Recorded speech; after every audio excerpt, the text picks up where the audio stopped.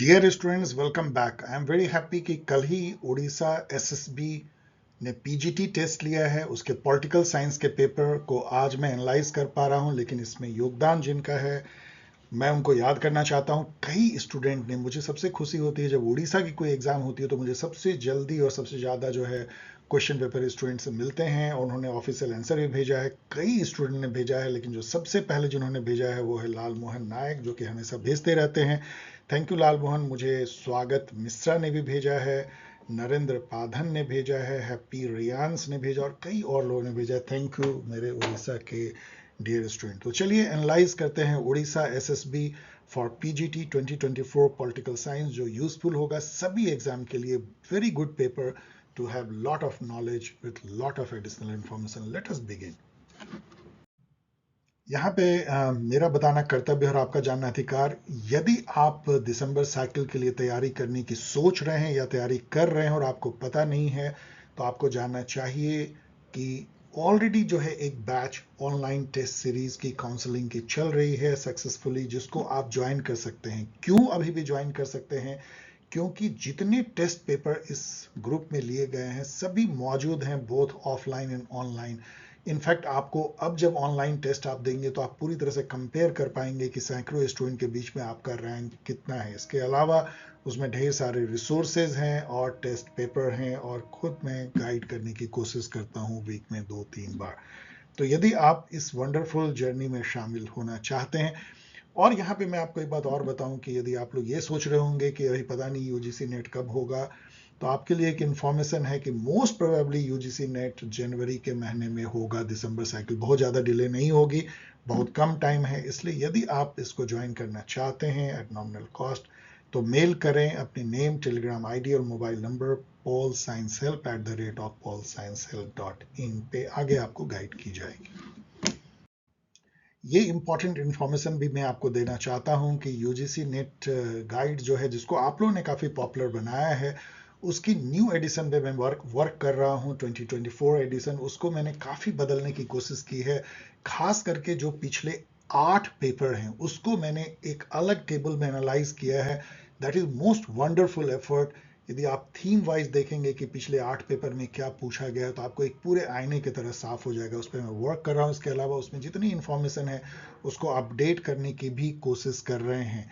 ये बुक मुझे लगता है शायद अगले 15 दिनों के अंदर आपके हाथ में होगी, जो कि दिसंबर साइकिल जो कि जनवरी में होने की आशा है, वहां पे आपको इससे काफ़ी फायदा हो सकता है।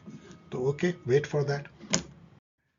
चलिए अब शुरुआत करते हैं क्वेश्चन आंसर के दौर का, और इसके थ्रू कुछ और पॉलिटिकल साइंस के जो नए आयाम हैं, नए इंफॉर्मेशन है, नए कॉन्सेप्ट, उसको भी समझने की कोशिश करते हैं इस पेपर के थ्रू। इससे पहले कि एक एक करके क्वेश्चन आंसर का एक्सप्लेनेशन या एनालिसिस करें, कुछ जो जनरल डिस्क्लेमर, जो जनरल एक पैटर्न मैं बताता हूं वो इस पेपर में। ये पेपर अच्छा है। इन्होंने एक तरह का मीडियम रेंज की, मैं कहूँगा कि मॉडरेट क्वेश्चन सेट किया है, जो कई लेवल 1 क्वेश्चन जो कहते हैं उस टाइप के हैं। लेकिन बीच बीच में आपको अचानक से कुछ ऐसे क्वेश्चन इसमें मतलब तैरते हुए मिलेंगे जो थोड़ा डिफिकल्ट होगा, जिसको अरबिट कहते हैं। लेकिन ये कॉपी पेस्ट क्वेश्चन है, इधर उधर से उन्होंने लिया है। कुछ क्वेश्चन बहुत ही अच्छे बन पड़े हैं और कुछ थोड़े से जो बेकार क्वेश्चन होते हैं वैसे भी, लेकिन overall a very very good. जैसे उड़ीसा हमेशा पूछता रहा है एसएसबी, उसी टाइप का ये पेपर है। चलिए हम लोग शुरुआत करते हैं। First question, political science is the science of power was commented by. First question ही आपको बोल्ड कर सकता है और आप बेहद कंफ्यूज हो सकते हैं इन दोनों में।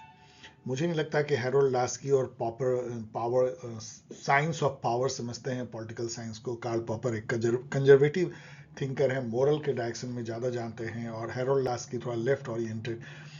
लेकिन रॉबर्ट डहल, जिन्होंने कि पावर की सबसे अच्छी व्याख्या की है, जो फर्स्ट डायमेंशन ऑफ पावर होता है। लेकिन आपको पता है कि रॉबर्ट डहल तो पॉलिटिकल साइंस को साइंस मानने से ही इनकार करते हैं, क्योंकि इसमें उनके अनुसार से वैल्यू है, और ये एक बहुत ही डिस्टिंक्ट जो है ह्यूमन बिहेवियर, जो बहुत ट्रांजिएंट है, उस पर डिपेंडेंट होता है, कल्चर एंड ऑल। इसके चलते साइंस ऑफ पावर कहना हैरोल्ड रॉबर्ट डहल के लिए संभव नहीं हुआ। तो आप गेस कर सकते हैं कि ऐसा जो है, जो पॉलिसी साइंस की बात करते हैं, इम्पिरिकल, जो शिकागो स्कूल से आते हैं, चार्ल्स मरियम के शिष्य हैरोल्ड लैसवेल, उन्होंने शायद कहा होगा और एक्चुअल में उन्होंने कहा है। तो ये बहुत ही अच्छा और टफ लेवल क्वेश्चन है। हैरोल्ड लैसवेल ने अपने book politics who gets what when and how 1936 में उन्होंने कैरेक्टराइज किया कि पॉलिटिक्स को हम कह सकते हैं it is study of power and influence, it is study of influence and influencer and who gets what when and how. तो चलिए, अच्छा क्वेश्चन, डिफिकल्ट लेवल।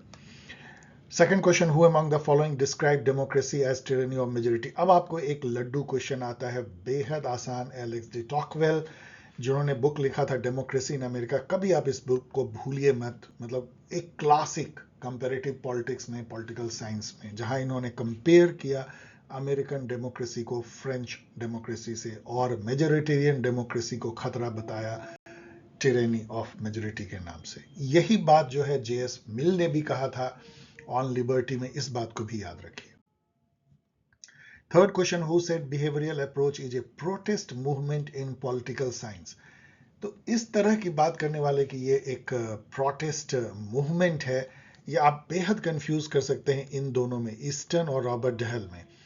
यहाँ पे इस स्टूडेंट जिन्होंने भेजा है उन्होंने टिक भी मारा है। ईस्टन कहा जा सकता है क्योंकि ये भी एक तरह का इंटेलेक्चुअल ब्रेन बिहाइंड बिहेवियरलिज्म थे, लेकिन ये एक्चुअल में ये बात कही है रॉबर्ट डहल ने, और ये इन्होंने एक एसे लिखा था, the behavioural approach in political science, epitaph for a monument to successful protest. इस एसे में इन्होंने कहा था, एपिटैफ मतलब जो लोग मरते हैं तो उनमें जो स्टोन में आप उसके बारे में कहते हैं उसको एपिटैफ कहते हैं। Fourth number question, from the given list identify the wrong pair of books and author. ये क्वेश्चन बेहद डिफिकल्ट हो सकता था, लेकिन इन्होंने इसको आसान बना दिया है इस सी ऑप्शन के साथ, क्योंकि यहाँ पे जो ये बुक है the political theory of positive individualism, ये इतना फेमस बुक है कि यदि आपने थोड़ी बहुत भी यूजीसी नेट जैसे एग्जाम की तैयारी की है तो कभी आप भूल नहीं सकते कि ये बुक लिखा है सीबी मैकफर्सन ने, जो मुझे लगता है Canadian left oriented Marxist thinker थे, चेक कर लीजिएगा, मुझे लगता है कैनेडियन, सीबी मैकफर्सन। तो उन्होंने जो है हॉब्स लॉक के जो लिबरलिज्म है उसको पॉजिटिव इंडिविजुअलिज्म करार दिया था, और यहाँ पे इन्होंने कार्ल पॉपर देके आपका काम कर दिया आसान। यही है रॉन्ग। इसका मतलब है कि ये सब बेहद ऑब्सक्योर बुक जो है आपको जानने का मौका मिलता है कि modern political analysis Robert Dahl ने लिखा है, introduction to political theory Carl Friedrich ने लिखा है, और political theory philosophy ideology and science Andrew Hacker ने लिखा है। आप इसको याद कर लीजिए, आगे आपको काम आ सकता है।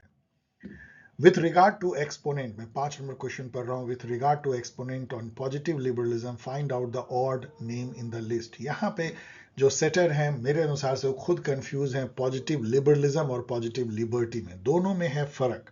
मैंने कई बार अपने क्लासेज और बताने की कोशिश की है, दोनों मिलते जुलते हैं, लेकिन ऐसा नहीं कि दोनों एक ही चीज है।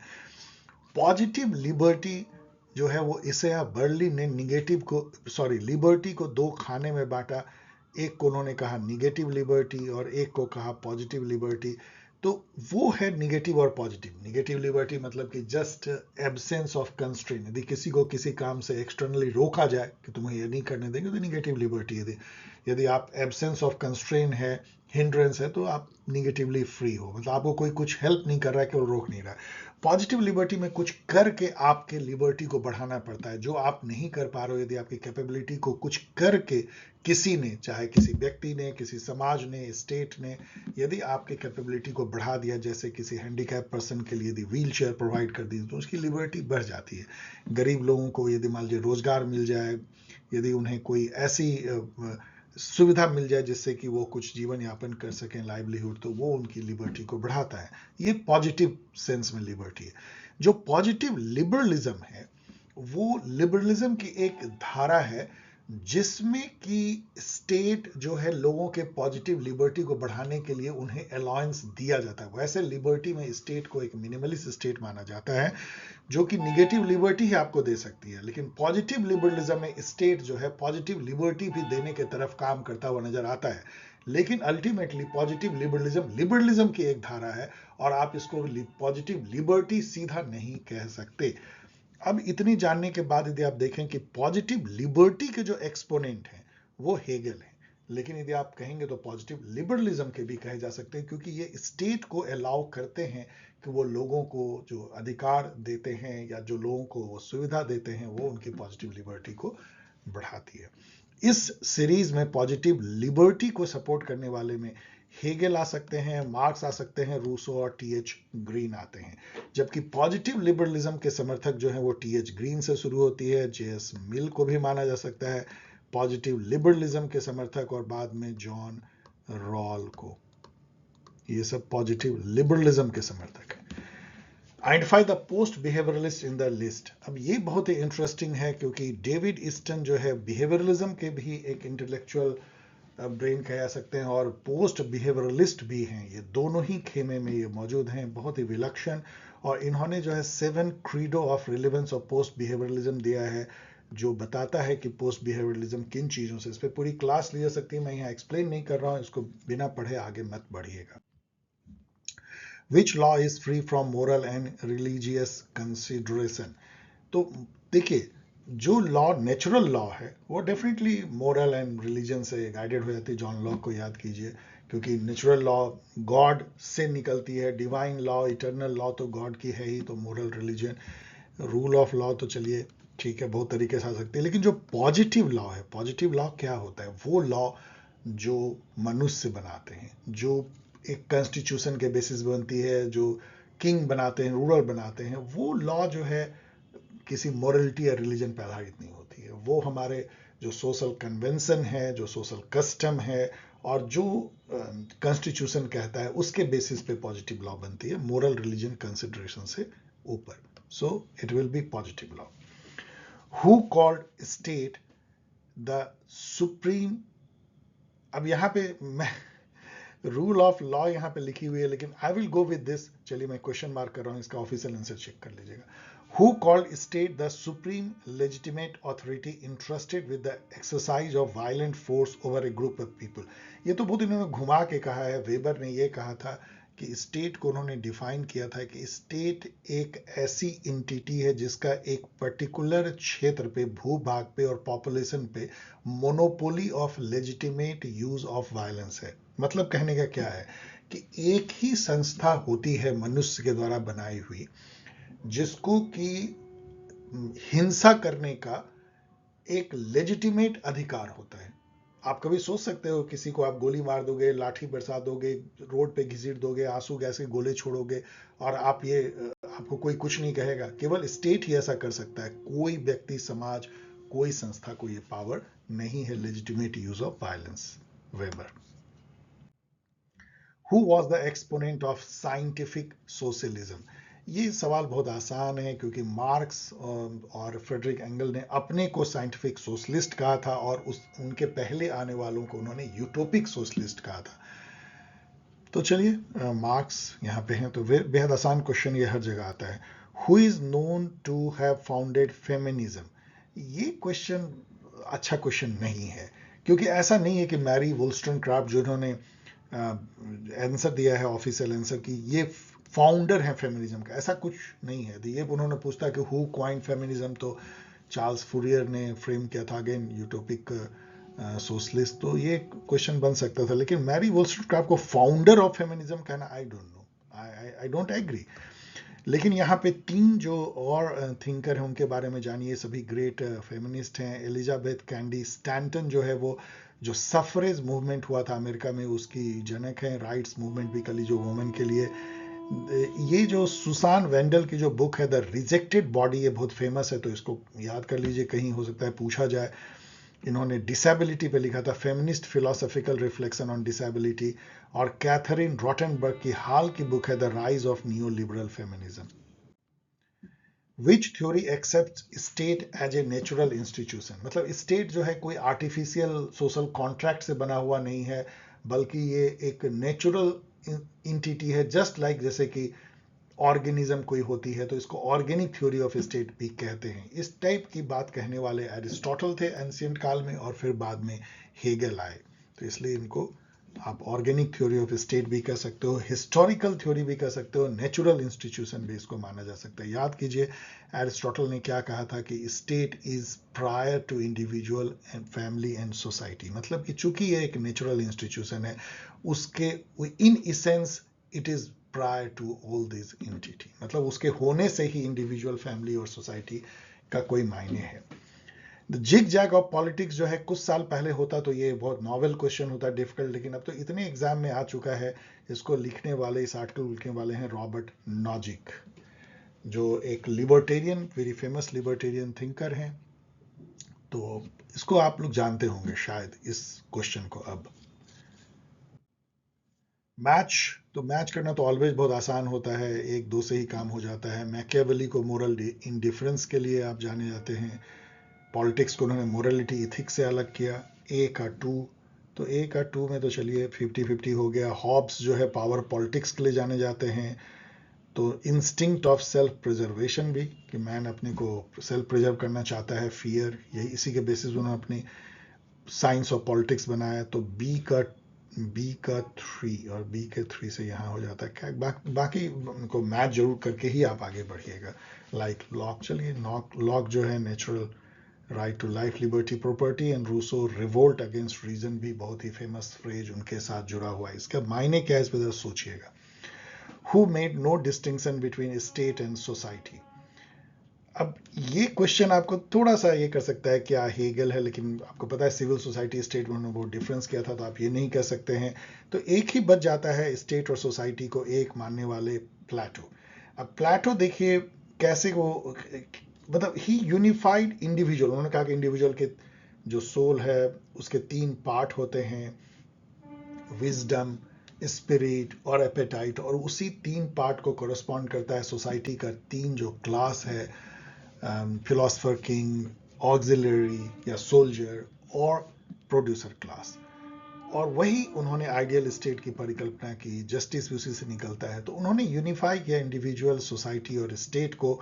और उनका जो फेमस लाइन है आप कभी भूल नहीं सकते हैं, the state is individual writ large and justice is harmony of the soul. उससे साफ ये क्लियर होता है कि स्टेट और सोसाइटी को उन्होंने एक तरह का एक माना, प्लेटो, इवन इंडिविजुअल को भी।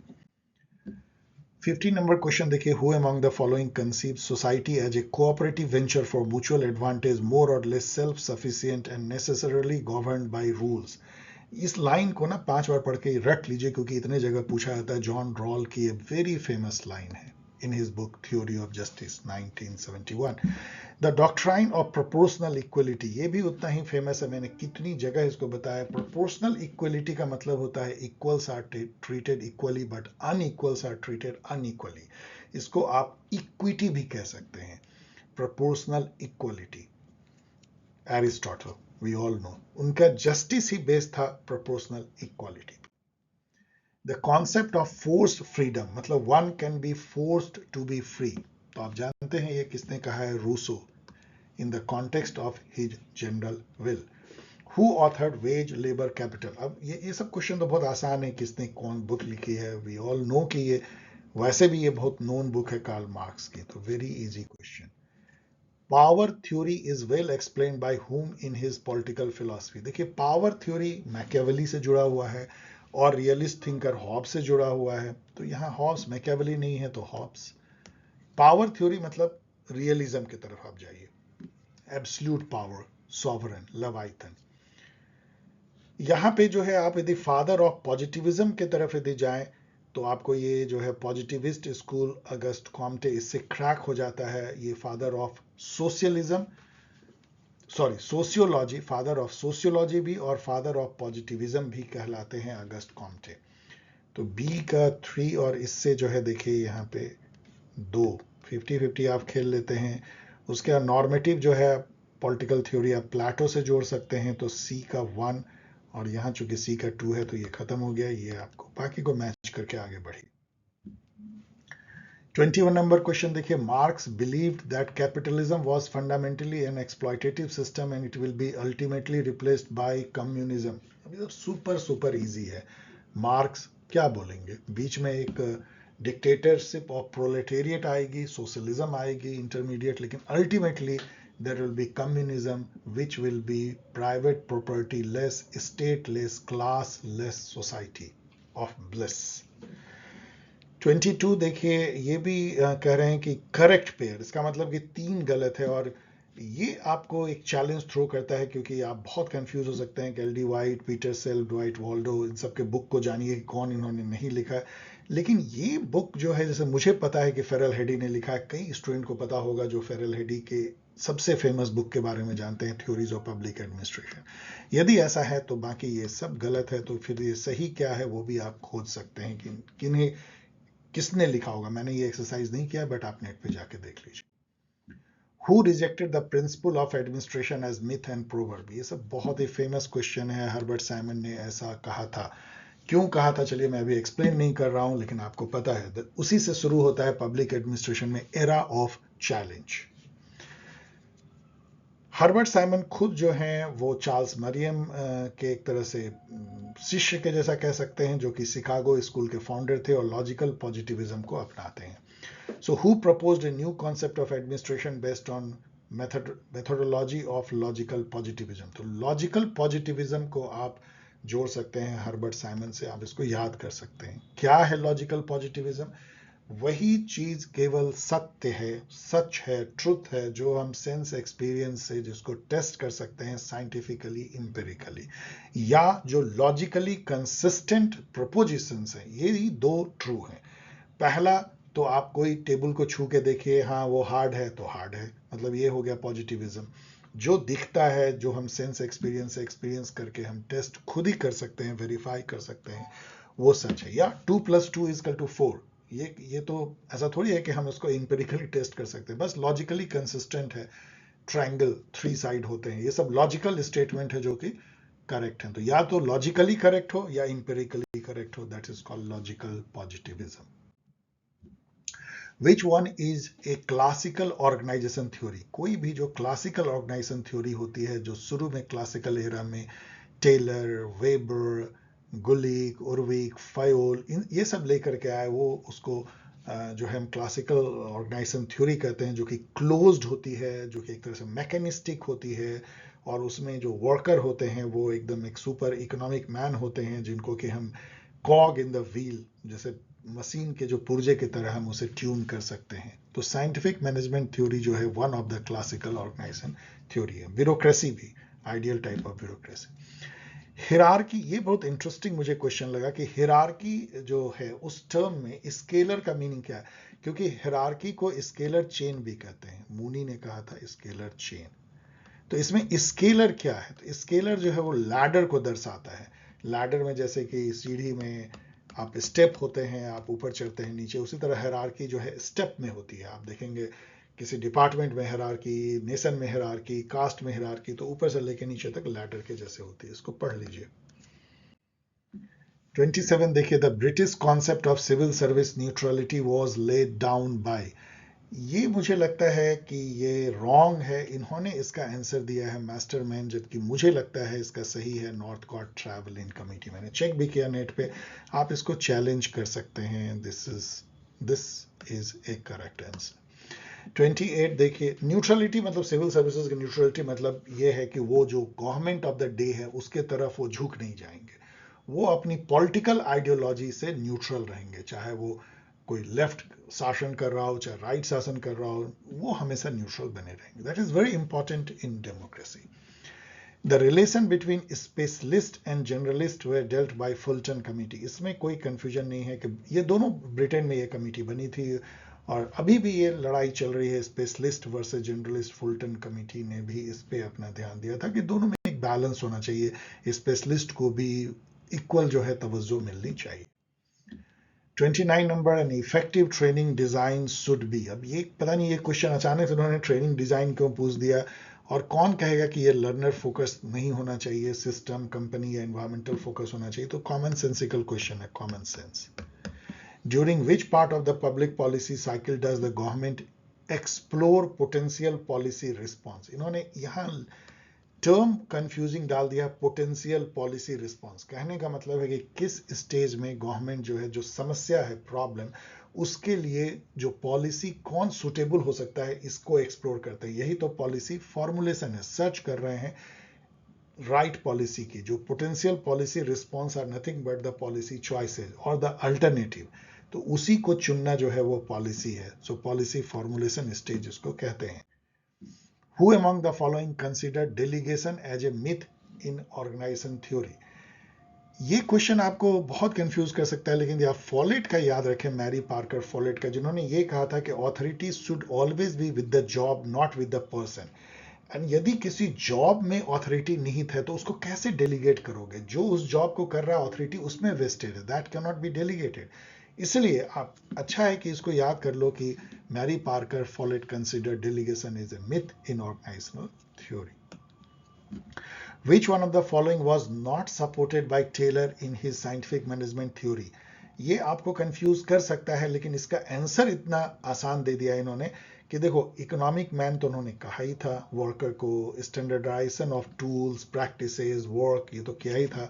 Functional foremanship is a very famous concept of scientific management, तो एक ही बच जाता odd one out, efficiency evaluation expert. तो आप इसको सेफली कह सकते हो कि यही, इसको ये सपोर्ट नहीं करते और इस पे रिसर्च कर सकते हैं। Who is known as father of political sociology? अभी हम लोगों ने देखा father of positivism is also the father of sociology, Auguste Comte. Who advocated social stratification based on class, status and party? ये क्वेश्चन डिफिकल्ट है but interesting question है और important भी आगे के लिए। ऐसा जो है मैक्स वेबर ने कहा था, उन्होंने ये कहा था कि जो क्लास है वो इकोनॉमिक ऑर्डरिंग को बताता है, स्टेटस सोशल ऑर्डर को और पार्टी पॉलिटिकल ऑर्डर को, और इसी तीनों के बेसिस पे डिसाइड होता है कि कौन सोशल हायरार्की में ऊपर होगा और नीचे सोशल स्ट्रेटिफिकेशन। Max weber. यहाँ पे आपको जर्खाइम दिखते हैं, एक वेरी फेमस साइकोलॉजिस्ट कह सकते हैं, सोशियोलॉजिस्ट बेसिकली सोशियोलॉजिस्ट थे, जिन्होंने कि सुसाइड पे काफी थेसिस दिया था, एनोमी नाम के फीचर को बताया था। टैलकट पार्सन दिखते हैं, अनदर सोशियोलॉजिस्ट जिनका कि योगदान पॉलिटिकल साइंस में बहुत इंपॉर्टेंट है, क्योंकि इन्होंने फंक्शनलिज्म और स्ट्रक्चरल फंक्शनलिज्म का कॉन्सेप्ट दिया था, जो बाद में डेविड स्टर्न और एलमंड यूज करते हैं पॉलिटिकल साइंस में। 35 नंबर क्वेश्चन देखिए, who from the below author the methodology of social science? तो ये बहुत ही टफ क्वेश्चन हो सकता है और ये लिखने वाले हैं वेबर। बहुत छिपा हुआ इनका एक बुक है, लेकिन इन्होंने ही लिखा है इसको।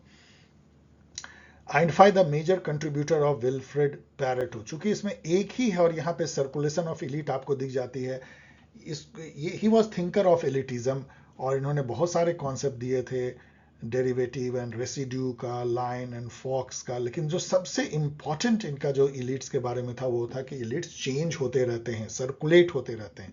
इट इज नॉट दैट कि एक ही इलीट ग्रुप जो है हमेशा शासन करता है, सर्कुलेशन ऑफ इलीट, और history is the graveyard of elite. बहुत सारे इलीट जो हैं धूल में मिल जाते हैं।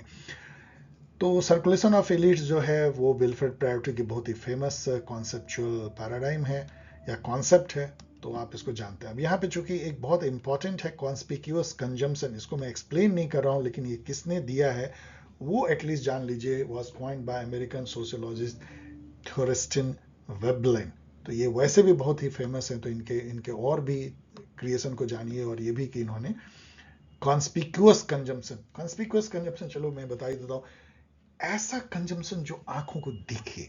यदि आप जैसे कि जो रिचर्ड ब्रासमन जो थे, जो कि वर्जिन एयरलाइन के मालिक हैं और बहुत सारे वर्जिन टेलीफोन मोबाइल के मालिक हैं, तो उनका जब वो इंडिया आए थे तो वो हाथी पे सवार होके और ऐसे बहुत ही अजीब गाउडी ड्रेस पहन के ढोल बजाते हुए और रोड पे निकल रहे हैं। मतलब ऐसा यदि आपको लगे किसी को देख करके कि ये जो कंजम्पशन कर रहा है, जो ये चीजों को उपयोग कर रहा है, वो दिखावे के लिए कि लोग देख के हैरत में हो जाए कि वो इस तरह से भी लोग कर सकते हैं, कॉन्स्पिक्यूअस कंजम्पशन। डायलेक्टिकल मटेरियलिज्म यहां दिखती है कार्ल मार्क्स की, मुझे पता है कि आप लोग सबको ये आता होगा। विच one is A legitimate form of power? तो ये तो डेफिनेशन है कि ऑथोरिटी इज लेजिटिमेट पावर, मतलब पावर तो इलेजिटिमेट भी हो सकता है, डाकू के पास भी पावर होता है लेकिन वो ऑथोरिटी नहीं है, और प्रधानमंत्री के पास भी बहुत पावर है लेकिन वो ऑथोरिटी के साथ है। Authority is legitimate power. Who coined the term political socialisation? ये बहुत ही अच्छा क्वेश्चन है, ये आगे भी आपको काम आ सकता है। हर्बर्ट हाइमन ने अपनी एक book political sociology, a study of psychology of political behaviour, political socialisation होता क्या है, मतलब कैसे आप पॉलिटिक्स के बारे में जानते हैं, कैसे पॉलिटिकल कल्चर में आपको एसिमुलेट किया जाता है, आपको बचपन में, स्कूल में, कॉलेज में टीचर, मंदिर में, मस्जिद, गुरुद्वारे में, और पॉलिटिकल पार्टीज, टीवी और आपके दोस्त, ये आपको पॉलिटिक्स के बारे में बताते हैं। आप उसी से समझते हो आप कैसे आप लेफ्ट बन जाते हो, कैसे आप राइट हो जाते हो, कैसे आप पॉलिटिकल आइडियोलॉजी से अपने को अलाइन करते हो। That process is called political socialisation. Who said modernization consists of three basic elements: the rationalization of authority, ये तो मैक्स वेबर भी बोलते हैं, द डिफ्रेंसिएशन ऑफ स्ट्रक्चर, जो कि लूसियन पाई भी कहते हैं differentiation, and expansion of political participation. ये क्वेश्चन बहुत ही डिफिकल्ट हो सकता है, बट जान लीजिए केवल कि ये सैमुअल हटिंगटन ने कहा था, वैसे आप कंफ्यूज कर सकते हैं क्योंकि डेविड एप्टर ने भी काफ़ी कुछ लिखा है इस पे। तो Samuel Huntington made this statement about modernisation in his work political order in changing society. इस बुक को जरूर याद कर लीजिए। Which theory propagate that civic participation will increase only when people feel that the cost of involvement are low while the benefits are higher? जब हम हर जगह cost benefit ऐसे निकालने लगे ट्रांजैक्शनल वे में कि कॉस्ट ज़्यादा है कि बेनिफिट, इवन वोट देने के लिए हम सोचे कि हमें वोट देने में कॉस्ट ज़्यादा लग रहा है, बेनिफिट कम है कि नहीं, इसका मतलब है कि हम रैशनल चॉइस थ्योरी के तरफ जा रहे हैं। मतलब जहाँ पे कि हर व्यक्ति जो है सेल्फ इंटरेस्टेड, स्वार्थी व्यक्ति है, जो अपना भला बुरा कैलकुलेट करके ही कोई डिसीजन लेता है, rational choice theory. Name the author of the book 20 year crisis, a very famous book है E.H. कार की, जिन्होंने कि एक तरीके से उन्होंने बताया कि कैसे जो आइडियलिज्म है या मोरल आइडियलिज्म जो कि बहुत सर चढ़ के बोल रहा था वुड्रो विल्सन एंड ऑल, वो कैसे जो है बेकार की बात है, वो कैसे रियलिटी से कोसों दूर है। तो एक तरह से रियलिज्म के एक फाउंडर फिगर जो हैं वर्ल्ड वॉर 1 और 2 के बीच में, E.H. Car. Which one is not A core value in political realism? अब जब रियलिज्म की बात चली है E.H. कार की, तो यहाँ पे आप देखें तो 3S से ये गाइडेड होते हैं। 3S में है स्टैटिज्म, स्टेट सेंट्रिक होता है, सेल्फ हेल्प और सर्वाइवल है, तो एग्रेशन इसमें नहीं होगा, ऑलवेज एग्रेशन होता भी नहीं है रियलिज्म में। अब यहाँ पे करेक्ट पेयर आपको आइडेंटिफाई करना है, thinker and theory international relation. तो इंटरनेशनल रिलेशन ओके। तो सिस्टम थ्योरी तो आपको पता है कि ये मॉर्टन कपलान का है, तो ये रॉन्ग है। Decision making theory Richard Snyder बिल्कुल सही है। Game theory Otto von Neumann का है, तो रॉन्ग है। हेडली बुल जो हैं ये इंग्लिश स्कूल के हैं और ये एनार्किकल सोसाइटी नाम के बुक के लिए जाने जाते हैं। बार्गेनिंग थ्योरी तो आप पढ़ सकते हैं किसने दिया है, लेकिन जो सही इसमें है डिसीजन मेकिंग थ्योरी है। Identify the venue where the first NAM conference was held, ये हम लोग सबको पता है कि ये बेलग्रेड यूगोस्लाविया की राजधानी में हुआ था, जो कि यूगोस्लाविया अब आज है ही नहीं। यदि आप कहें कि बेलग्रेड कहाँ है, कैन यू टेल? ये सर्बिया, सर्बिया की राजधानी शायद अभी भी बेलग्रेड है। सर्बिया एक अलग कंट्री है, अब तो वहाँ 6 कंट्री वहाँ बन गए हैं, जो पहले यूगोस्लाविया होता था। बेलग्रेड 1961, 5 फाउंडर मेंबर भी याद कर लीजिए।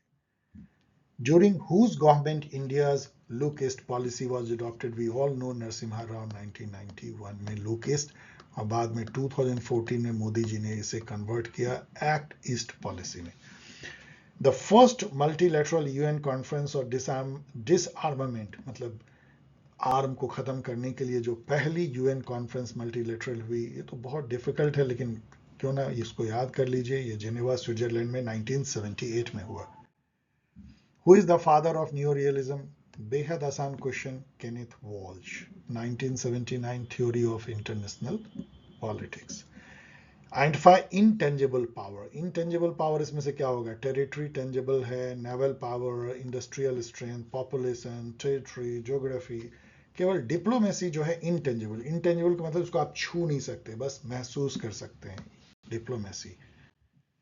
Where is the headquarter of World Trade Organization? We all know Geneva. यहाँ पे ध्यान रखिए कि जो दो ऑर्गेनाइजेशन हैं जिसको ब्रेटन वुड ऑर्गेनाइजेशन कहते हैं, आईएमएफ एंड वर्ल्ड बैंक, उनकी हेडक्वार्टर है वॉशिंगटन डीसी में, लेकिन डब्ल्यूटीओ की है जिनेवा, क्योंकि इसका जो पेरेंट ऑर्गेनाइजेशन है जिसका ये न्यू अवतार है, GATT, General Agreement on Tariff and Trade, वो भी जिनेवा बेस्ड है। यहाँ ये भी याद रखिए यदि कंफ्यूजन हो यूएन के किसी ऑर्गेनाइजेशन का तो हेडक्वार्टर कहाँ है, तो आप सेफली गेस कर सकते हैं जिनेवा, जहां most of the UN agencies के हेडक्वार्टर है। Identify the organization of which India is not a member. Shanghai Cooperation Organization के मेंबर हैं, ब्रिक्स के हैं, नैम के तो फाउंडिंग मेंबर हैं, ओआईसी के हम नहीं है, ओआईसी है Organization of Islamic Cooperation, 57 country इसके मेंबर हैं, इंडिया इसमें नहीं है। In which session of AICC, मतलब All India Congress Committee, the resolution of Purna Swaraj was passed? We all know 1929 Lahore अधिवेशन, जिसमें कि तिरंगा पहली बार फहराया गया और ये प्रण लिया गया कि हर साल 26 जनवरी को हम स्वतंत्रता दिवस मनाएंगे, लेकिन ये मौका मिला नहीं हम लोगों को, क्योंकि हमें आज़ादी जो दी गई वो हमारे ऐसे मर्जी से डेट नहीं चुनने कहा गया। 15 अगस्त को एक अरबी डेट को दिया गया, तो बाद में हम लोगों ने 26 जनवरी को अपने से चुन करके अपनी संविधान दिवस उस दिन रखा, जस्ट टू कमेमोरेट पूर्ण स्वराज दिवस। Under which article of the Constitution of India the President is given the power to grant pardon? अब ये सब तो एकदम लेवल 1 क्वेश्चन है, आपको याद है तो याद है, 72। इसमें यदि मुझे लगता है 89 या 90 जोड़ेंगे तो आपको स्टेट की मिल जाएगी, गवर्नर के पार्डनिंग पावर। कोई भी जब आप सेंटर यूनियन में 89 या 90 जोड़ने से आपको स्टेट के कॉरेस्पॉन्डिंग आर्टिकल मिल जाते हैं as a formula. By which amendment the original preamble was modified? तो हमें पता है कि एक ही बार अमेंडमेंट हुआ है प्रियम्बल में, वो है 42nd, जिसमें 3 वर्ड जोड़े गए। कौन से word? Socialist, secular and integrity. 42nd. In which judgment the apex court used the doctrine of prospective overruling? ये बहुत मजेदार क्वेश्चन है, आपको नॉलेज देता है कि क्या है ये डॉक्ट्राइन ऑफ प्रोस्पेक्टिव ओवररूलिंग। ये देखिए जुडिशियल सर्कल में बहुत सारे ऐसे डॉक्ट्राइन चलते हैं, doctrine of eclipse, doctrine of severability, doctrines of pith and consideration, many other, doctrine of occupied field and all, आप इस पर पूरी रिसर्च कर सकते हैं। तो ये जो डॉक्ट्राइन ऑफ प्रोस्पेक्टिव ओवररूलिंग है, ये है कि यदि कोई कोर्ट, सुप्रीम कोर्ट ऐसा करता है, अपने पुराने किसी डिसीजन को वो ओवरटर्न कर दे, आर्टिकल 137 में उसको पावर है, तो लेकिन ये बैक डेट से नहीं करता है, मतलब पहले चूंकि एक थी व्यवस्था और उसके तहत जो भी डिसीजन लिए गए, जिसको उससे लाभ हुआ, हानि हुआ, उसको वो नहीं बदलती और ये कहती है कि हमने ओवरटर्न तो कर दिया जो एग्जिस्टिंग रूलिंग है में अपनी, तो उससे पूरी बात बदल जाएगी, लेकिन ये लागू होगा आगे से, इसको हम प्रोस्पेक्टिव ओवररूलिंग कहते हैं। ये उन्होंने जो है गोलकनाथ केस में किया था। गोलकनाथ केस बेसिकली क्या था कि इसमें 2 भाई थे, इनके ये जमींदार जैसे थे पंजाब में, शायद इनके पास काफ़ी ज़मीन थी, और वो जो लैंड एक्विजिशन एक्ट के तहत, जमींदारी एक्ट जो था उसके तहत इनको कहा गया कि 25 एकड़ से अधिक आप ज़मीन नहीं रख सकते। तो ये राइट टू प्रॉपर्टी चूंकि फंडामेंटल राइट था, तो ये सुप्रीम कोर्ट तक पहुंच गए थे, और वहां पे कोर्ट ने ये कहा कि फंडामेंटल राइट को एब्रीज नहीं कर सकती है किसी भी अमेंडमेंट से पार्लियामेंट, क्योंकि आर्टिकल 13(2) उसको रोकता है। कोई भी कानून यदि फंडामेंटल राइट को एब्रीज करेगा तो वो नल एंड वॉइड होगा। इसको गोलकनाथ केस कहते हैं। लेकिन उन्होंने ये कहा कि जो पहले फैसला कर दिया गया है 25 एकड़ का, वो अब ओवरटर्न नहीं होगा, आगे से जो है ये लागू होगा। So doctrine of prospective overruling. Very good question. The provision of right to free trial is given in. ये भी जो है दूसरा क्वेश्चन है जो मुझे लगता है कि रॉन्ग है। फ्री ट्रायल नहीं, फेयर ट्रायल हो सकता है।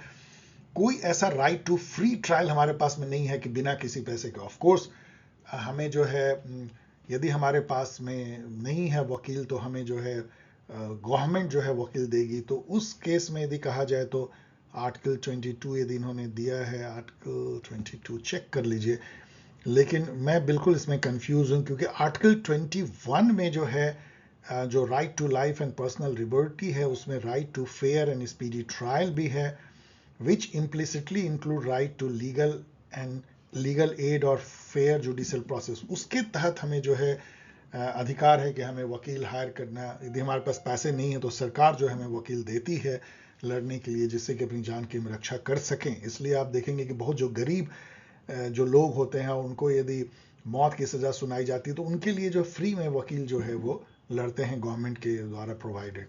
तो यदि आप कहें तो ये आर्टिकल 21 में होना चाहिए। आई डोंट नो, इसका इन्होंने कुछ आंसर भी गलत दिया है, इसको चेक कर लीजिए, मुझे लग रहा है सब गड़बड़ है। इसमें आर्टिकल 21 होना चाहिए, fair trial, by which amendment a ceiling was imposed on the size of council of minister। we all know 91st amendment, जिसमें कि ये कहा गया कि henceforth लोकसभा की जो स्ट्रेंथ है उसके 15% से अधिक नहीं हो सकते मंत्रियों की संख्या यूनियन कैबिनेट में, union council of minister, not cabinet.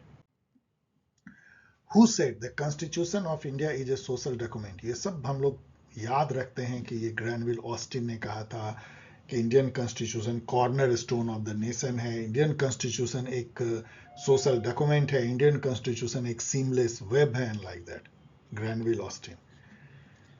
Identify mismatch between article and provision of the constitution. तो article 61 impeachment of the president, ये सही है। आर्टिकल 108 बिल्कुल गलत है। आर्टिकल 108 कहता है joint sitting of the parliament in case of कोई इंटैंगलमेंट या ऐसा हो गया स्टेलमेंट की कोई बिल पास नहीं हो रहा है, ऑर्डिनरी बिल, तो ज्वाइंट सीटिंग बुलाई जा सकती है, प्रेसिडेंट बुला सकते हैं।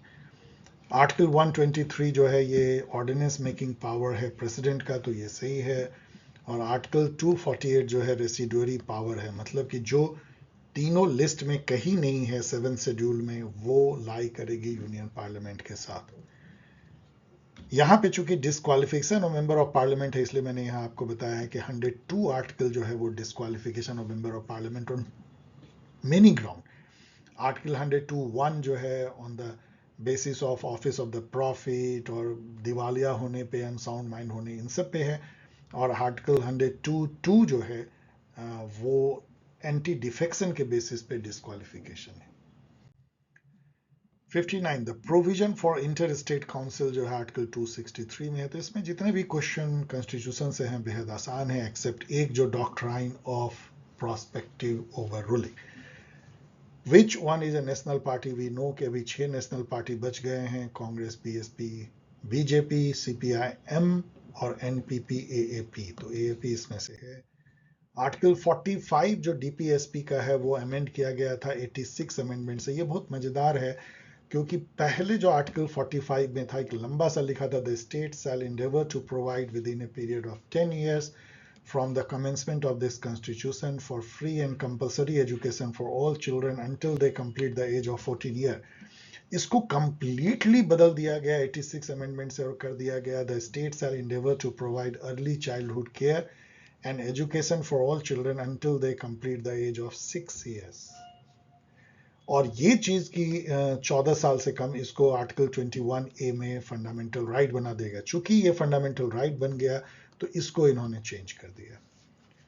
तो ये क्वेश्चन वैसे भी बहुत इंपॉर्टेंट है कि किस आर्टिकल को पूरी तरीके से बदल दिया गया। ऐसे कुछ और आर्टिकल हैं, लेकिन ये आर्टिकल सबसे इंपॉर्टेंट है, आर्टिकल 45 86 अमेंडमेंट से। यही वो अमेंडमेंट है 2002 में जिसे राइट टू एजुकेशन दिया गया, और इसी से फंडामेंटल ड्यूटी में भी 11th ड्यूटी जोड़ा गया, पेरेंट की ड्यूटी की वो अपने बच्चे को पढ़ाई के लिए प्रेरित करें यदि वो 14 साल से कम उम्र के हैं तो। The first mid term election for Lok Sabha was held in, कब हुआ था first mid term election? Indira Gandhi ने इसमें थम्पिंग मेजोरिटी प्राप्त की थी 1971 में, क्योंकि जो लास्ट इलेक्शन हुआ था 1967 उसको 5 साल नहीं हुए थे, लेकिन mid term election Indira Gandhi ने स्नैप पोल करवा के किया।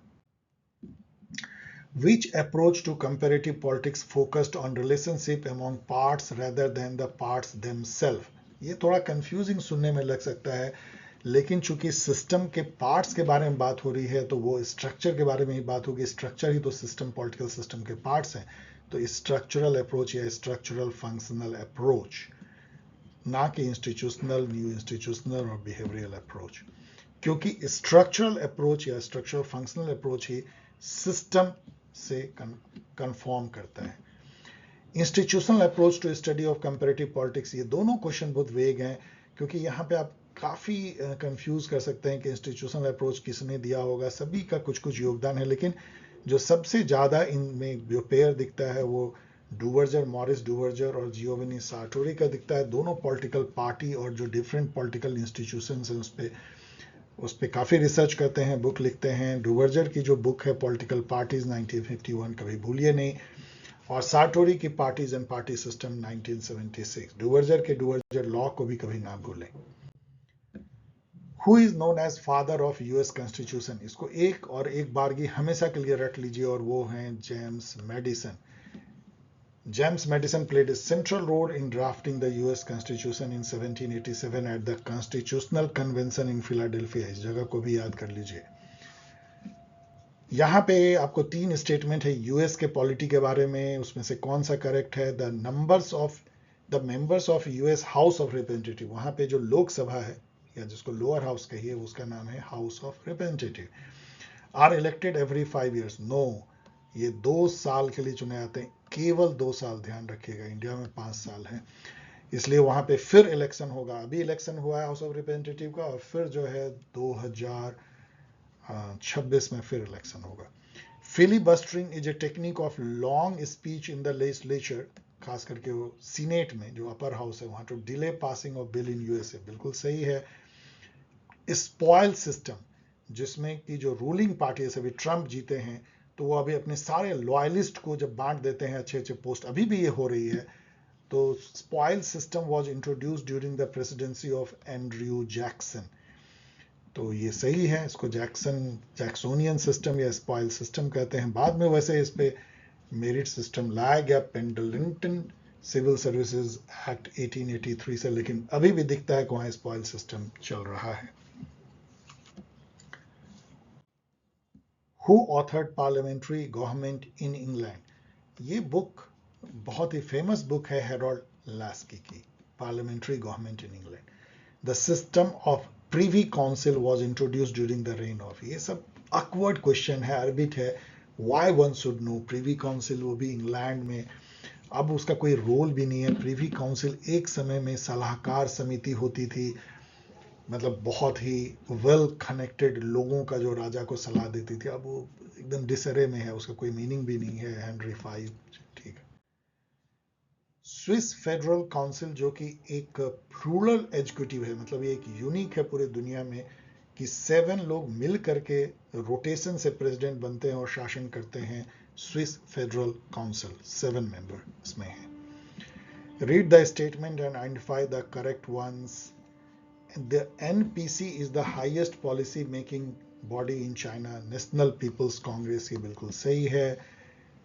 Deng Xiaoping was associated with launching market socialism in People's Republic of China, ये भी सही है। The present constitution of Switzerland is in operation since 2001, ये जानना बहुत मुश्किल है, लेकिन एक बार याद कर लीजिए कि जो प्रेजेंट कॉन्स्टिट्यूशन स्विट्जरलैंड का बहुत नया है और जनवरी 1, 2000 से लागू हुआ है। तो इसमें कौन सा सही हुआ, A and B. With regard to foundation of political parties identify the correct ones, ये भी बहुत मुश्किल है इसको याद करना, लेकिन चलिए ठीक है। ये सब आर्बिट क्वेश्चन है, बहुत थोड़े हैं तो इसको माफ किया जा सकता है।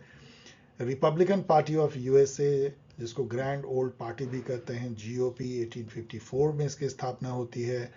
ब्रिटिश लेबर पार्टी की यहाँ सही है 1900 में, तो उसको याद कर सकते हैं, आसान है। चाइनीज कम्युनिस्ट पार्टी की 1949 में नहीं होती है। चाइना का जन्म जरूर एक कम्युनिस्ट स्टेट के रूप में होता है, इसका बहुत साल पहले 1921 में ही चाइनीज कम्युनिस्ट पार्टी की स्थापना हो चुकी थी। और कंजर्वेटिव पार्टी यूके में 1834 में बनता है, तो ये सही है, बाकी को भी जान लीजिए। और यहाँ पे चूंकि आप रिपब्लिकन पार्टी को देख रहे हैं, तो जो इसकी काउंटर पार्ट डेमोक्रेटिक पार्टी है, इसका मैं मेमोरी से बोल रहा हूँ, 1828 में उसकी स्थापना हुई थी, उसको चेक कर लीजिएगा। In which year the dual province of Orissa Bihar came into operation. चलिए, this is the first and last question जो मैं उड़ीसा का कर रहा हूँ। इसके बाद सीरीज ऑफ क्वेश्चन को मैं आपके लिए छोड़ जाऊंगा जो उड़ीसा स्पेसिफिक है। लेकिन उड़ीसा बिहार जो बंगाल प्रोविंस से अलग होती है 1912 में, ये वही साल था जहां पे कि कलकत्ता से राजधानी शिफ्ट होकर के दिल्ली आती है, लेकिन वो आ नहीं पाती क्योंकि दिल्ली को बनाने में लग गए कई साल, और 1931 में दिल्ली बनता है और तब एक्चुअली राजधानी शिफ्ट होती है कलकत्ता से दिल्ली। लेकिन जो बिहार उड़ीसा का जो प्रोविंस है वो बन जाता है 1912 में ही बंगाल से कट के। After Orissa became a separate province, सब पढ़ लीजिए, मैं पढ़ नहीं रहा हूँ, ये सब उड़ीसा रिलेटेड है, मैं छोड़ रहा हूँ उड़ीसा उड़ीसा। ये जो है एक जनरल क्वेश्चन है इसलिए बीच में है तो मैं इसको कर दे रहा हूं। Under which article of the constitution governor has the power to reserve a bill for president's consideration. तो ये जो आर्टिकल है जो ये कहता है कि गवर्नर चाहे तो किसी बिल को ना लौटाएं और ना ही एसेंट दे और वो रख लें प्रेसिडेंट के कंसिडरेशन के लिए, है आर्टिकल 200। आर्टिकल 201 इसी से रिलेटेड है, लेकिन जो ओरिजिनल आर्टिकल है जो ये कहता है वो आर्टिकल 200। उड़ीसा छोड़ जा रहा हूं मैं, ये भी छोड़ रहा हूं, दिस ऑल्सो। उड़ीसा स्पेसिफिक है, उड़ीसा स्पेसिफिक है, उड़ीसा स्पेसिफिक है। Which one below is a component of the Saptanga theory of state of Kautilya. We all know कि सप्तांग में जो 7 लिम्ब हैं स्टेट के, उसमें स्वामी हैं, अमात्य हैं, दुर्ग हैं, मित्र हैं, कोष हैं, जनपद हैं और दंड या आर्मी है, संसद नहीं है, odd one out. Raja Ram Mohan Roy was associated with Brahmo Samaj, इन्होंने 1828 में स्टैब्लिश किया था, यस। एंड 1875 में दयानंद सरस्वती स्टैब्लिश करते हैं आर्य समाज, इसको भी याद कर लीजिए। The original name of Swami Vivekananda was Narendra Nath Datta, we all know. जब वो रामकृष्ण परमहंस के शिष्य बने तो उन्होंने उनका नाम दिया Vivekananda. Who launched newspaper Hitavada. Hitavada जो है ये सब याद कर लेते हैं बच्चे कि गोपाल कृष्ण गोखले जिन्होंने सर्वेंट्स ऑफ इंडिया सोसाइटी की भी स्थापना की थी। ये एक मॉडरेट लीडर थे जो गांधी जी के पॉलिटिकल गुरु भी माने जाते हैं। एमजी रानाडे यहाँ दिखते हैं, हिस्ट्री में बच्चे याद करते हैं प्रार्थना सभा के लिए। ज्योतिबा फुले जो है गुलामगिरी के लिए, anti caste movement. And Dayanand Saraswati शुद्धि मूवमेंट, दयानंद एंग्लो वैदिक, और अभी हमने देखा आर्य समाज के लिए। Identify the incorrect pair of book and author. तो इसमें यहां भी इन्होंने काम आसान कर दिया है क्योंकि इंडिया विंस फ्रीडम एक इतनी फेमस बुक है अबुल कलाम आजाद की, और यहां इन्होंने गांधी जी से एसोसिएट कर दिया, इसलिए ये गलत हो गया है। बाकी बुक चूंकि सही है तो क्यों ना याद कर लीजिए कि life divine is a very famous book of Swami Aurobindo, Gita Rahasya Lokmanya Tilak, और annihilation of caste Ambedkar. When was Hind Swaraj published? 1909. Pune Pact was a negotiated settlement between Gandhi and Ambedkar and was signed in the year 1932. यहाँ पे ध्यान देने की बात है कि गांधी ने खुद साइन नहीं किया, तो बीमार थे, उनके बिहाफ में पंडित मदन मोहन मालवीय ने साइन किया था पूना पैक्ट अंबेडकर जी के साथ। पूना पैक्ट बेसिकली ये था कि दलितों को सेपरेट इलेक्टोरेट की जिद जो है अंबेडकर छोड़ देंगे, लेकिन कांग्रेस मान गई उसको रिजर्वेशन देने के लिए। What is meant by Gandhi Sarvodaya? Sarvodaya मतलब सबका उदय, मतलब यूनिवर्सल अपलिफ्टमेंट। ये तो केवल शाब्दिक यदि अर्थ भी आप समझ जाएं तो। In which year Ambedkar founded an organization named बहिष्कृत हितकारिणी सभा to uplift the socially backward classes? 1924। ये तो बस रटने की बात है। Odd one from the pair given। तो यहाँ पे आप चूंकि इसमें एक ही इनकरेक्ट देखना है तो यहाँ पे आप ये देख सकते हैं कि कंपैरेटिव पब्लिक एडमिनिस्ट्रेशन के फादर कहलाते हैं फ्रेडरिक्स, तो ये सबको पता होना चाहिए, इसलिए आप आसानी से कर सकते हैं। ये भी आपको पता है कि ड्वाइट वाल्डो और फ्रैंक मैरिनी जो हैं they were the brain behind new public administration in 1968, तो ये भी आसान है। वी ऑल्सो नो कि एडवर्ड वेडनर जो है फादर ऑफ डेवलपमेंट एडमिनिस्ट्रेशन कहलाते हैं, तो एक ही आपको बच जाएगा administrative development, Robert Dahl, odd one out. National Development Council NDC जो कि प्लानिंग कमीशन जो कर रही है उसको उसके ऊपर सुपर बॉडी थी कि डेवलपमेंट एंड प्लानिंग को फाइनली अप्रूव करने के लिए, इसमें चीफ मिनिस्टर सभी स्टेट के मेंबर और प्राइम मिनिस्टर उसको हेड करते थे। ये 1952 1982 में इस्टेब्लिश की गई थी नेहरू जी के द्वारा। अभी तो मुझे नहीं लगता कि ये ऑपरेटिव भी है, क्योंकि प्लानिंग कमीशन भी खत्म हो गई है, लेकिन परहैप्स नेशनल डेवलपमेंट काउंसिल अभी भी चलती है, पता कर लीजिए। सेवोत्तम मतलब सेवा जोर उत्तम, मतलब उत्तम सेवा, बेस्ट पब्लिक सर्विस डिलीवरी, ये एसोसिएटेड है जो मिनिस्ट्री में जो administrative reform and grievance redressal की जो ऑर्गेनाइजेशन है उसको डार पीजी कहते हैं, department of administrative reform and public grievance. उसने जो है सेवोत्तम मॉडल लेकर के आए, जिसके 3 पिलर हैं, मतलब public grievance, service delivery and third क्या है, सिटीजन चार्टर, चेक कर लीजिएगा Sevottam. Development administration is change oriented, और क्यों चेंज ओरिएंटेड है, क्योंकि डेवलपमेंट ओरिएंटेड होती है तो यहाँ पे आप उस तरीके से नहीं चल सकते, स्टेटस कोइस्ट नहीं हो सकते हैं, बहुत ही रूल बुक से चलना या जैसे लॉ एंड ऑर्डर मेंटेन करते हैं उस टाइप का आप नहीं दिखा सकते हैं। यहाँ पे आपको प्रोएक्टिव होना पड़ेगा, चेंज ओरिएंटेड होना पड़ेगा, गोल ओरिएंटेड होना पड़ेगा। डेवलपमेंट एडमिनिस्ट्रेशन मतलब ऐसा एडमिनिस्ट्रेशन जो गियर्ड हो डेवलपमेंट के गोल की तरफ। The new public administration is an example of client orientation। ये सब तो इससे आप रट सकते हैं कि 5 जो कोर थीम है एनपीए का वो है relevance, value, social equity, change and client focus. तो क्लाइंट ओरिएंटेशन, इस पर क्या है client orientation, how it is different from customer orientation, जो न्यू पब्लिक मैनेजमेंट पे इस पर बहस की जा सकती। In which year was MG Narega was passed by Union Parliament? We all know 2005, 2005 में MG Narega। District planning committee जो आर्टिकल है कॉन्स्टिट्यूशन में 74th कॉन्स्टिट्यूशनल अमेंडमेंट के तहत आर्टिकल 243 ZD है, ये सभी स्टूडेंट याद रखते हैं। प्लानिंग कमीशन जो इंडिया का था, ना तो स्टैट्यूटरी बॉडी थी, ना ही कोई इससे बनी थी, ना ही कम्युनिटी ना ही कॉन्स्टिट्यूशनल बॉडी थी। It was created simply by resolution of government of India या कैबिनेट, और इसी तरीके से जो है resolution of government of India से जो है नीति आयोग भी बनी है, जो न्यू अवतार है प्लानिंग कमीशन की। प्रिज्मेटिक मॉडल जो एडमिनिस्ट्रेशन का, किसने ये मॉडल दिया, फ्रेडरिक्स, हम लोग सभी जानते हैं, इकोलॉजिकल अप्रोच टू एडमिनिस्ट्रेशन या public administration. And first Minnowbrook conference, अभी हम लोगों ने 2-3 बार देखा, new public administration, Dwight Waldo, Frank Marini, और that came, this movement culminated into evolution of new public administration in 1968, first Minobrook conference। उसके बाद सेकेंड मिनोब्रुक कॉन्फ्रेंस होता है 1988 में, जिससे उभर के आता है NPM, new public management. Third होता है 2008 में, हर 20 साल पे होती है, जिससे गुड गवर्नेंस उभर के आता है। नेक्स्ट जो है 2028 में है, लेट अस सी कि वहां क्या थीम उभर के सामने आता है। Okay dear student, I hope कि आपको ये बहुत मजा आया होगा इसके क्वेश्चन, क्योंकि कई नॉलेज इसको आप ट्रांसपोर्ट कर सकते हैं, यूज कर सकते हैं दूसरे एग्जाम में।